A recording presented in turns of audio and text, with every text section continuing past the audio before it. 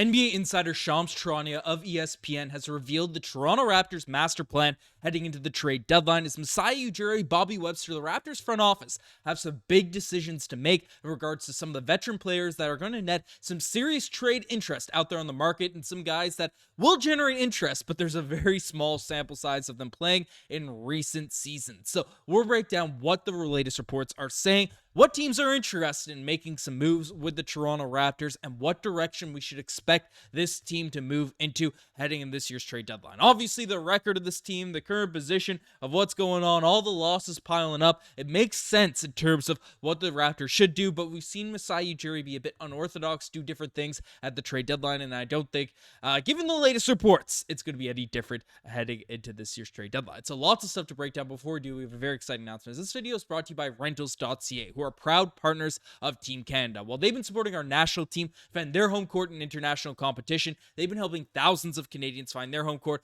all across the country, whether you're in Toronto, Vancouver, Montreal, Calgary, Halifax, Winnipeg, Mississauga, Edmonton, Victoria, St. John's. From coast to coast, Rentals.ca helps you find the perfect place and price for you. The website is clean, it's extremely easy to use, and you can pinpoint exactly on the map where you're interested in moving, and Rentals.ca will find you the perfect place in your desired location. Whether it's a house, apartment, a condo, whatever the heck it is, Rentals.ca has you covered. So check them out. Just their link is in the description, as well as the pinned comment down below. And shout out to Rentals.ca for supporting our national team, for supporting this channel for multiple years now at this point, but most importantly, supporting Canadians all across the country. If your city wasn't named, it's there out there in terms of their list on the website, so make sure to check them out because they'll be able to help you find the perfect place to move. But let's dive into the news. Let's dive into what's been going on because, again, the Raptors, they are in an interesting spot right now. This team, Masai Ujiri has constructed a roster that is in an interesting spot, right? And looking at what we have going on, Masai Ujiri, this team has quietly been good in terms of player development, in terms of young guys, stepping up, and veterans on this team that still can command some serious value out there in the trade market, still do some positive things. But we've been able to do it with all coexisting the tank, the capture the flag, that mission that we've been seeing the Raptors try to get pushed on over the course of the season. Now, we have some details revealed from Shams Charania that essentially breaks down what we can expect for this team heading into this year's trade deadline and some of the teams that are interested in making some moves. So let's take a look at it. It's essentially the Lakers are monitoring sellers all around the NBA. The Portland Trail Blazers, the Washington Wizards, the Toronto Raptors, and potentially the Chicago Bulls. And he essentially went on to say in this ESPN segment, the Raptors are one of those teams, clarified, that are going to be selling. They are going to be sellers at this year's trade market. And Jovan Bua, who is a Lakers insider, a guy that is, one of the main beat reporters to the Los Angeles Lakers, said, I know the Lakers like Bruce Brown. They thought they were going to get him before he went to Indiana. So that brought up again on his podcast that the Lakers are a squad to keep a lookout for Raptors Bruce Brown in terms of what's happening out here on this team. Now, regarding Bruce Brown first, because, of course, he comes up in a multitude of trade rumors. He was picked up in the offseason, and Woj revealed that his contract was signed because it's a trade asset, not necessarily because the Toronto Raptors are trying to win now and do these different types of things, but he's in a weird spot, and people are wondering what's going on in regards to his injury situation. And Blake Murphy essentially came out, has been fired up, and responded to the current state of Bruce Brown. Essentially, Cheech out here on Twitter said that I know he's still in reconditioning, but I'm finding it extremely difficult to believe that Bruce didn't have a setback in his recovery. He was due back a month ago during the West Coast road trip, and the fact that he's still being ruled out a fully day in advance of every game is a bit confusing. That Blake Murphy, obviously Raptors insider, responded saying that, brother, I answer the same question every day. They say there has been no setback. There's no update on his timeline. It is weird, but this is the NBA now, it seems. So Blake Murphy's frustrated. Raptors insiders are frustrated. We don't really know. No one knows the latest updates in terms of Masai Ujiri's plans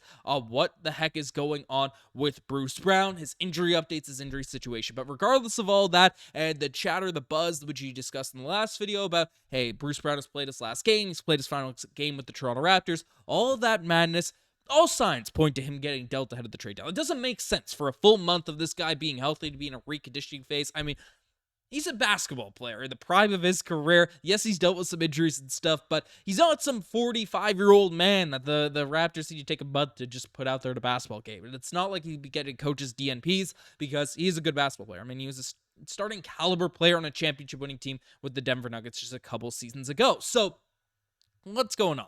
All signs indicate that Masai Ujiri, Bobby Webster made the decision to hold him out, to make a different move, to make a move happen. And the LA Lakers are an interesting sort of trade partner because, of course, they're interested, which is good. And, they have some interesting pieces out there on the roster. D'Angelo Russell is there, which I have zero interest in bringing back. He's an expiring contract unless the Lakers are attaching first-round picks to it, but I don't imagine they'll do that in a Bruce Brown trade. But other guys that are out there on the roster in terms of Gabe Vincent, Jared Vanderbilt, Gabe Vincent has not been great over the course of his Lakers tenure, dealt with a lot of injuries last season, and this year hasn't been much better. 4.4 points per game, 1.3 rebounds. 33% from the three-point line. He's 28 years old. The Kyle Lowry understudy has really struggled since he's left Miami, so he's not a guy I'm super interested in, but looking at the salaries, as we can take a look at here now, he's a guy that just makes sense in terms of being a facilitating piece in a trade. The guy that just screams to me as being like a Toronto Raptor type of player in this list is a Jared Vanderbilt, who has been injured over the course of the season. Take a look at it essentially during the course of his return to play progression. Lakers forward Jared Vanderbilt has developed an effusion on his left knee, so this development altered the course of his progression. The team is currently targeting a early January for his return to NBA games. We haven't seen Vando play much over the course of this season, but is a guy that over the course of his career has been an interesting player, plays really, really effective defense, and we're seeing it. The Raptors this year have had some really effective offensive players, right? Scottie, RJ, Gradey, Dick, IQ, I imagine once he returns healthy. There's some firepower out here on this team in terms of offensive ability, but three-point shooting is a concern if you're trying to bring in Vando, but the Vandalorian. But the one thing that he does provide is extremely elite front court defense. He can play on the ball. He can play a bit more in the post. He's strong. He's not the tallest guy by any means, but definitely a guy that 3-4 wing defending position can come out and really be an effective guy coming off the bench with an Ochai Agbaji to have an impact out there. So he screams like a guy to me that the Raptors would, take a flyer on to bring in. He is, 24 years old. He's been in the league for a long time, but it's still a pretty young player, fits at Scottie Barnes' timeline, and right now with his current injury situation, could be a buy low player for the Toronto Raptors. So again, the three-point shooting is a concern in terms of him coming in and having an impact on this team, but Jared Vanderbilt is a guy that probably the only guy on the list of the Lakers that are realistic trade targets. Of course, if you could get Austin Reeves and Anthony Davis, you'd love that. But in terms of realistic trade partners, Rui Hachimura is another guy. But of course, the Lakers just came out and reported that they want to keep him as more of a long-term trade partner. So that's an interesting sort of dynamic. Jalen Hood-Schifino is a player that all Lakers fans are just trying to throw out there in a bunch of random trades. I don't want the Raptors to pick him up whatsoever. The Lakers, as a team that is depleted of young players, it feels like, cut off his third-year player team option. So he is not a guy that I'm that interested in picking up, but the LA Lakers, Jared Vanderbilt is a guy I don't mind sort of bringing up. And one guy that's been tossed around in some discussions as well is Chris Boucher, who, Michael Gray just come out and said that he doesn't expect the Raptors to get in the way of a Chris Boucher trade now at this point, given the current state, the current status of his career, because Chris Boucher is having a really solid season, 10 points per game, 4.5 rebounds, but he is going to be 32 years old soon, and, shooting 30% from the three-point line, a guy that's on an expiring contract, and I think could net the Raptors back something.